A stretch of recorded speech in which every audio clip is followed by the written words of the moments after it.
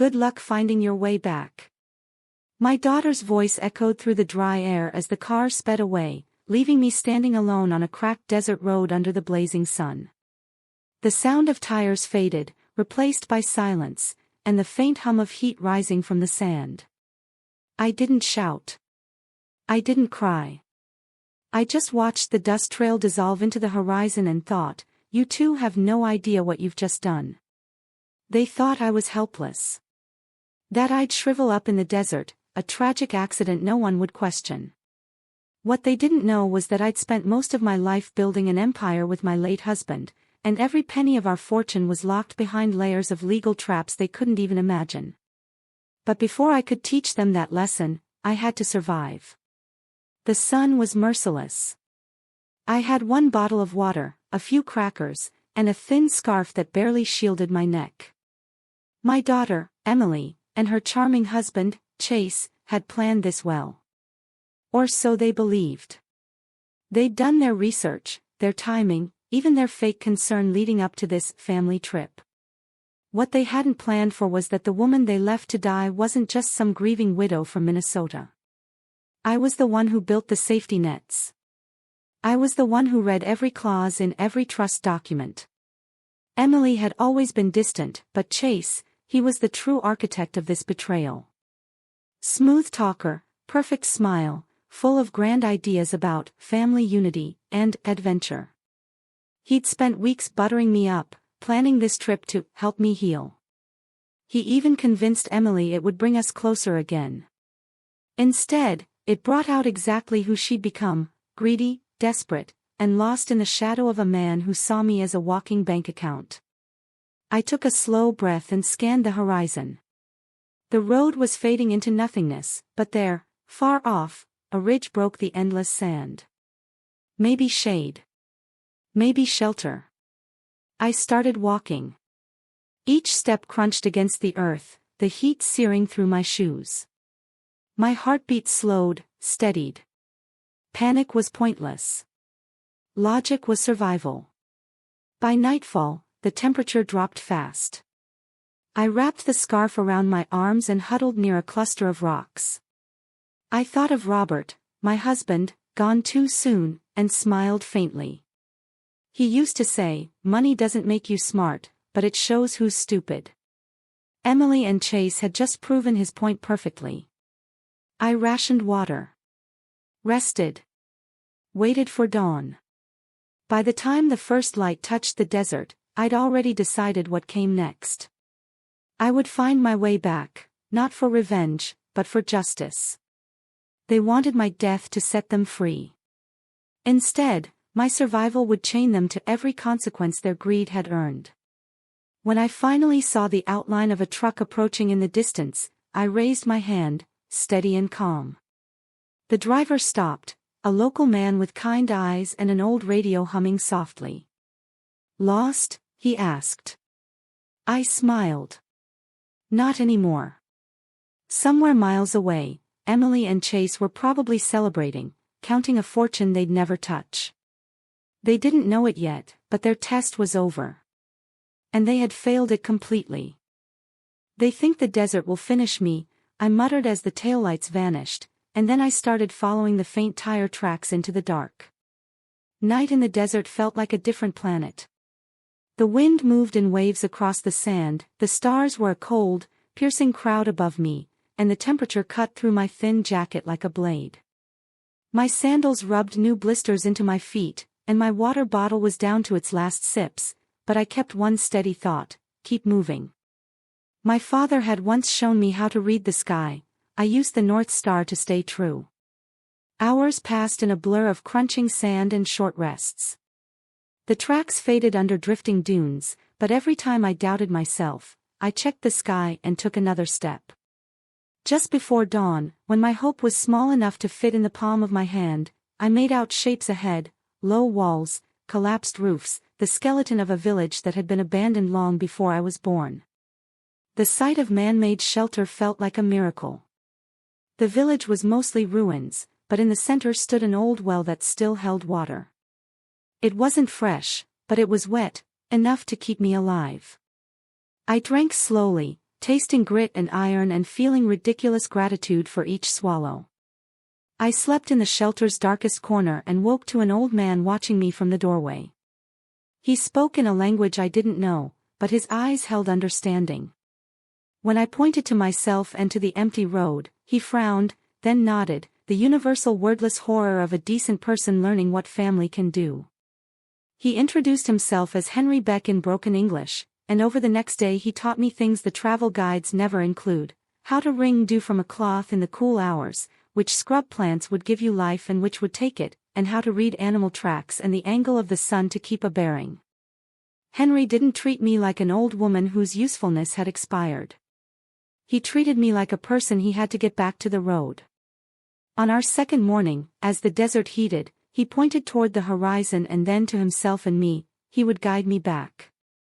But I surprised myself. Before we left, I shaded a message on the wall of the largest ruin with a piece of charcoal: Emily Lawson and Chase Turner left me here. Margaret Maggie Lawson. If anyone found it, it would read like a ledger entry of betrayal.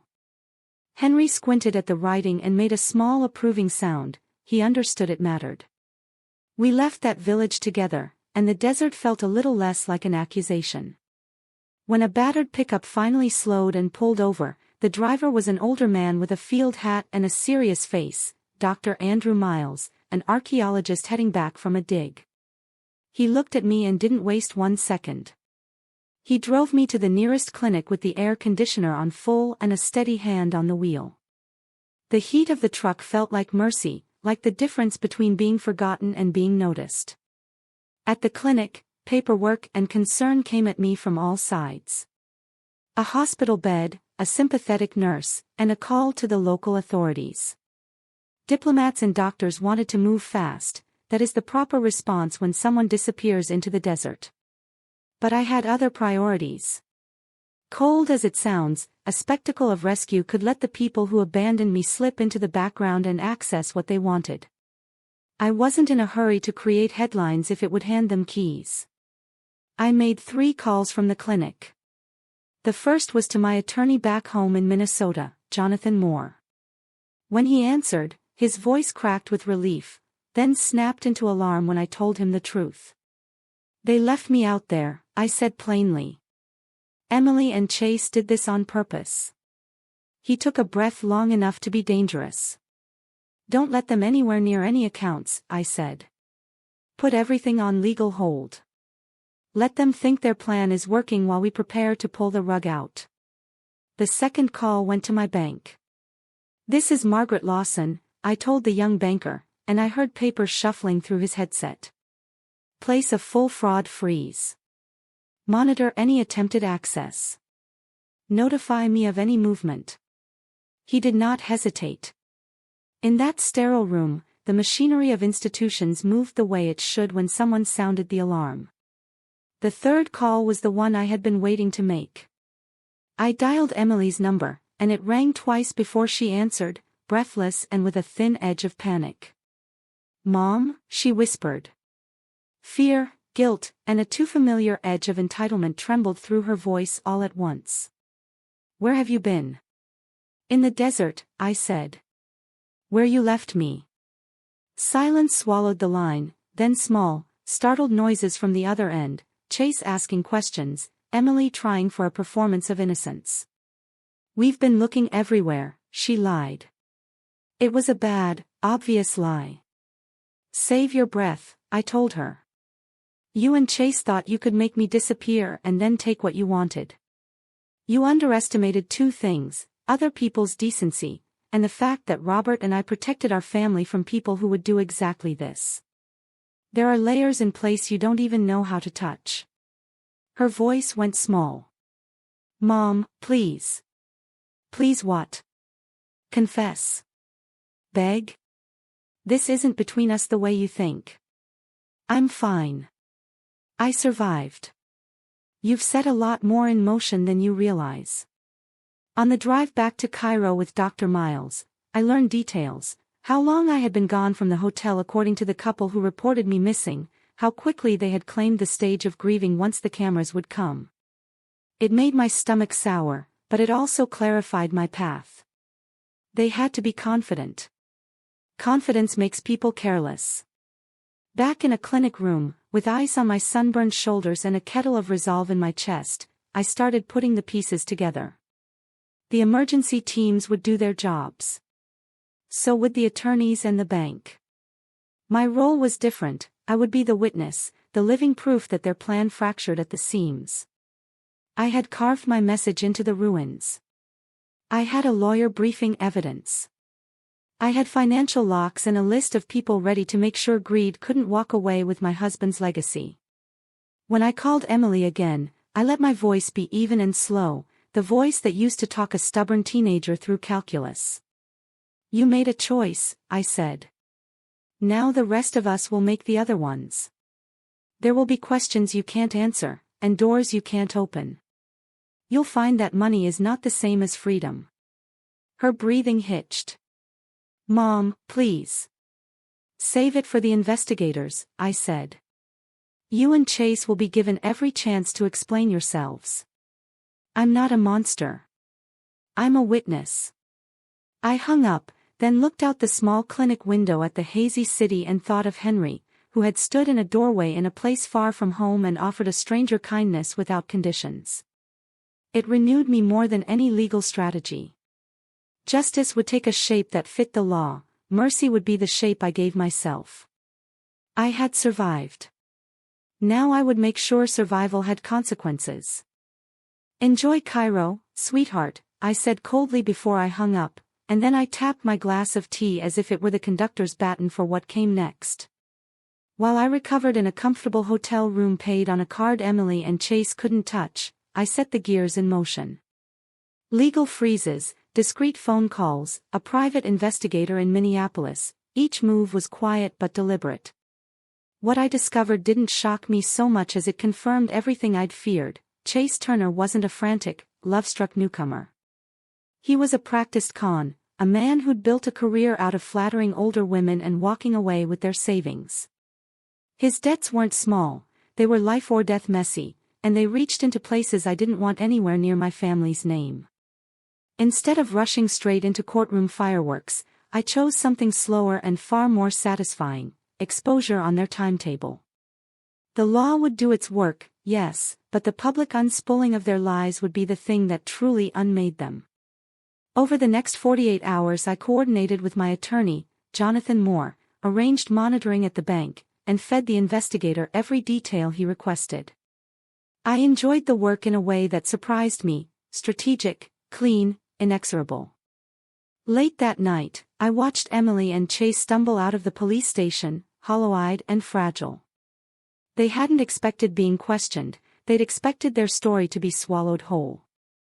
The questions had rattled them, and for the first time Chase walked like a man who realized his scaffolding was cracking. I let them go back to their hotel. I let them sink into that false comfort for an hour. Then I knocked. Chase opened the door, and color drained from his face. Emily stood behind him, mascara streaked and hands trembling. Mom, she whispered before I even entered. The whisper tasted like apology and panic and everything I'd been trying to reconcile for weeks. Sit down, I said, because my voice had a gravity that made him obey. I took the only chair in the room and folded my hands. We need to talk about choices. They offered excuses, miscommunication, panic, a plan gone wrong. I listened as if the words were background noise, then I began to speak in facts. I'd spoken to people in Las Vegas. I'd pulled Chase's past. I knew about old romances, unpaid debts, the ways he'd walked away when things got difficult. The look on Emily's face when she realized she'd married a history that would swallow her was almost a small luxury. You thought this was about greed, I said. You thought a quick disappearance would make the accounts accessible. You thought silence would be a shortcut to wealth. You were wrong on every count. Chase tried to recover. What do you want? He asked, the immediate, animal question. What I want, I answered, and the laugh that slipped out of me was not pleasant, is for you to face what you helped create. I want the truth to be the thing that follows you. I laid out what would happen if they refused. My lawyer would pull every legal lever, the bank would press fraud alerts, the investigator would release his findings to the press, and the people Chase owed in Las Vegas would hear about his hiding places. I gave them a deadline and meant it. Emily started to cry, sincere, shocked, wounded, but I didn't let her dictate the terms. You left me to die in a place where people don't ask questions about convenient stories, I said. That's not a mistake. That's a choice. Then I showed them the proof I'd collected, the charcoal message from the abandoned settlement, the coordinates, witness statements, the bank logs that showed odd attempts at accessing accounts after I was reported missing. I watched Chase shrink under the light of his own misdeeds. You have a chance to make a different choice, I said, standing. Tomorrow you go to the embassy. You tell the truth. You contact every person you lied to and correct it. You cooperate with every investigation. If you don't, there are consequences beyond what either of you has imagined. I left them in the room and walked out into the cool night, the Nile like a black ribbon under the stars. For the first time since Robert died, I felt the full weight of his careful planning and my own capacity to act. I'd survived the desert, now I would ensure the people who abandoned me had to survive the truth. The coffee tasted like victory. Across town, the two people who tried to bury me under sand were discovering what happens when you wake up the wrong person, a patient, well-funded woman with a ledger and a plan. Emily had rung 3 times, Chase had called once. I ignored the first 2 and answered the third only to breathe into the line and hang up. By noon they'd be answering to diplomats, by evening they'd be on a flight home to face questions they couldn't buy their way out of. And that was before I set the rest of the trap. I'd come back from Egypt with more than sunburn and a story. I'd come back with evidence, signatures, witnesses, and the patience that comes from knowing money can buy time and counsel, never mercy, but time. Over the next 3 weeks I moved like someone cleaning house, quietly, deliberately, leaving nothing to chance. I froze accounts. I locked down transfer permissions. I hired people who did not blink at dirty money or messy histories. Ethan Grant from Grant Investigations sat across from me in a downtown office, the kind of place where leather and light conspire to make secrets feel temporary. He slid a thick folder toward me. Mrs. Lawson, he said, leaning back, this is thorough. We traced Chase's pattern, 7 years, a dozen women, millions gone. We've alerted Vegas contacts and the FBI has taken an interest. His voice had the professional detachment of someone who'd seen the same human ugliness in many disguises. I found it comforting.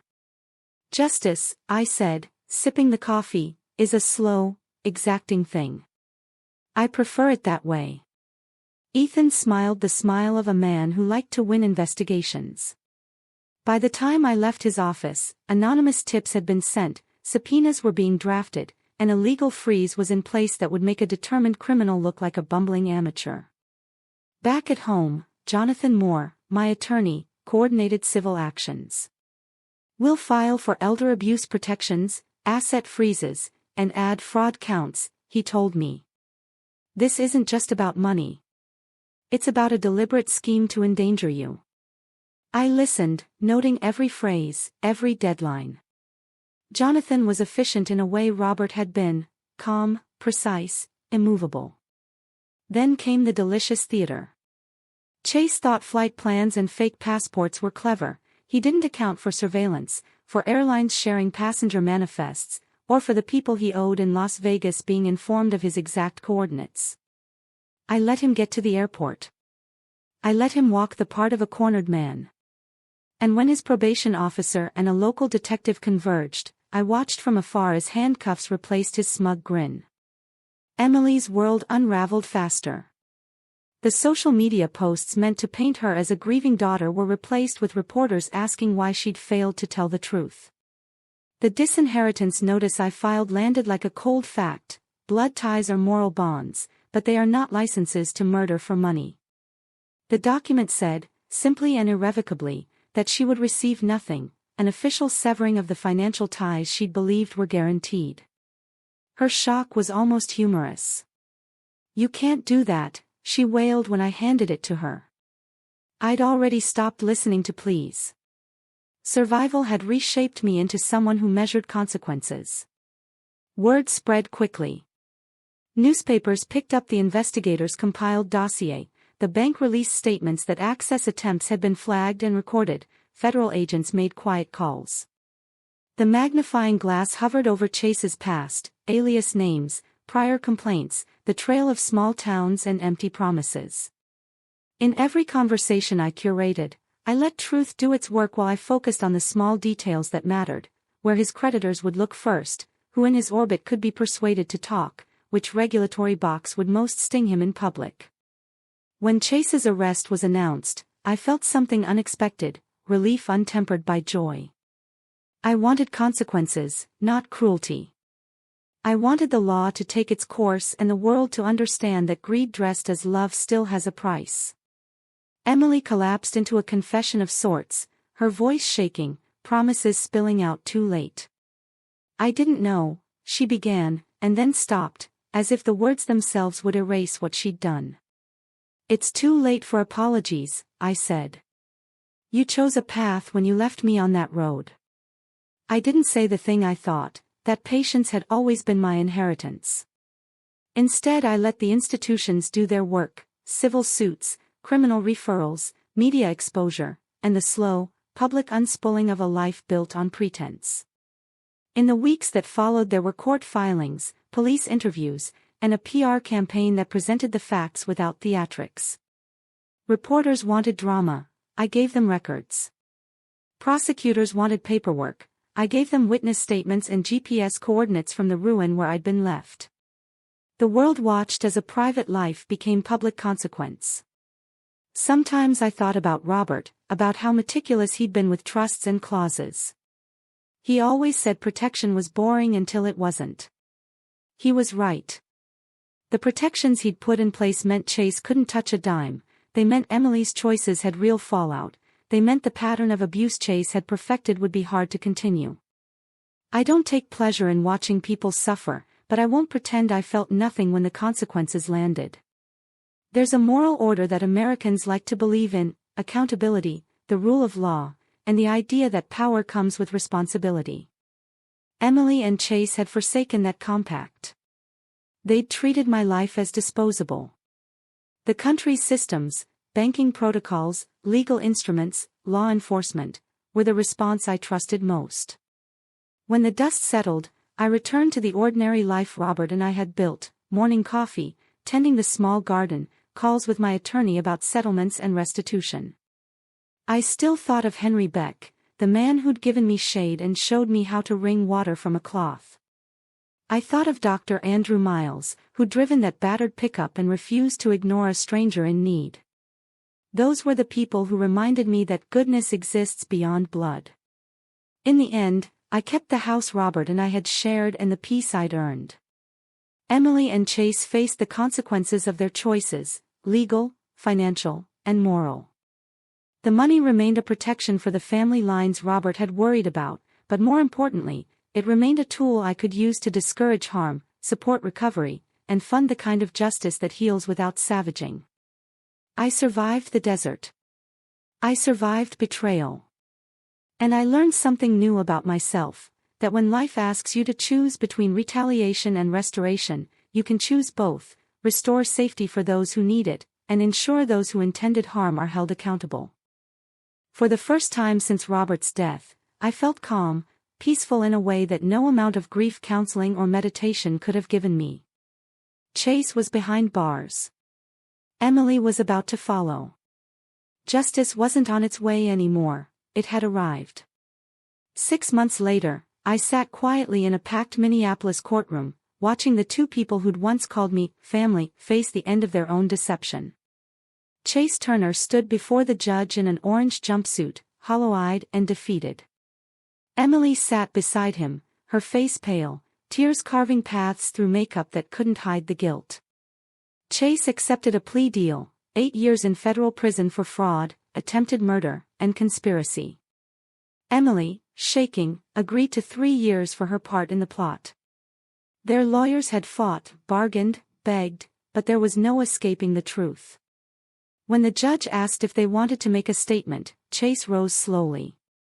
"Your Honor," he said, his voice low and cracked, "I want to apologize, to Mrs. Lawson, and to every woman I've hurt. I can't undo what I did, but I'm sorry." Then the judge turned to me. "Mrs. Lawson, would you like to speak?" I stood, steady and deliberate, the courtroom air tightening around us. For a moment, I looked at the pair who had left me for dead under a merciless desert sun.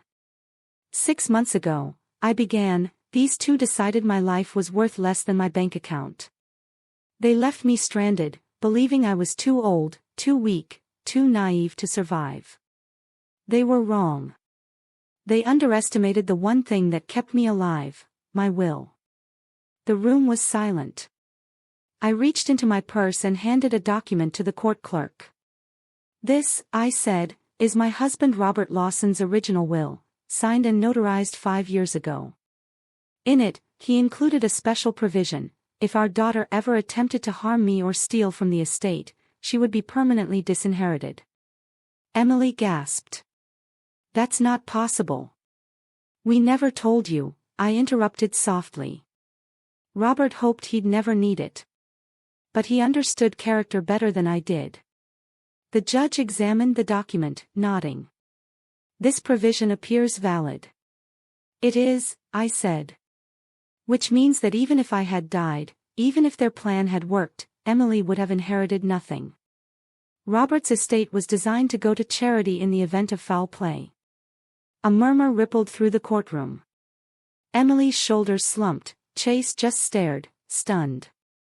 "So, Your Honor," I continued, "they didn't just try to commit murder, they tried to commit a pointless one. They were willing to destroy a life for money they were never going to see." I turned to Emily. "You traded your mother's life for an illusion. You chose a liar over your own family. And now, you'll have 3 years to think about that." Emily broke down, sobbing openly. I felt nothing. The woman who'd loved her, who'd worried over her, who'd believed in her, that woman had died in that desert. Chase met my eyes. "You planned all this," he said quietly. I didn't deny it. "From the moment you drove away, I knew how this would end. You woke up something I didn't even know I had, the part of me that refuses to be anyone's victim." The judge brought the gavel down. 8 years for Chase. 3 for Emily. And for me, freedom. As they were led out in handcuffs, Ethan Grant, my investigator, leaned close. "How does it feel, Mrs. Lawson?" "Exactly how I hoped," I said. "Like justice." That evening, I went to dinner at my favorite restaurant downtown, the one Robert and I used to visit on our anniversaries. I ordered champagne, the chef's special, and a window seat overlooking the glowing skyline. For the first time in a long while, I wasn't haunted by what I'd lost, I was grounded in what I'd reclaimed. Tomorrow would mark a new chapter. Maybe I'd travel again, somewhere warm, somewhere peaceful. A proper trip to Egypt, perhaps, this time on my own terms. Or a quiet home in the south of France, where I could spend my golden years surrounded by sun, sea, and silence. The fortune Emily and Chase had been so desperate to steal, over $300 million, was still mine. But that wasn't the real victory. The true treasure was what I'd discovered about myself. At 67, I'd learned that strength isn't something you're born with, it's something that awakens when betrayal cuts deep enough. That survival is both art and armor. And that when justice finally comes, it doesn't roar, it whispers, steady and sure.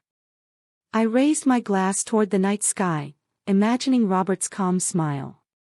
"You were right," I murmured. "The best revenge is a life well lived. And I plan to live it, beautifully, deliberately, and without fear. Because the desert hadn't taken me. It had remade me."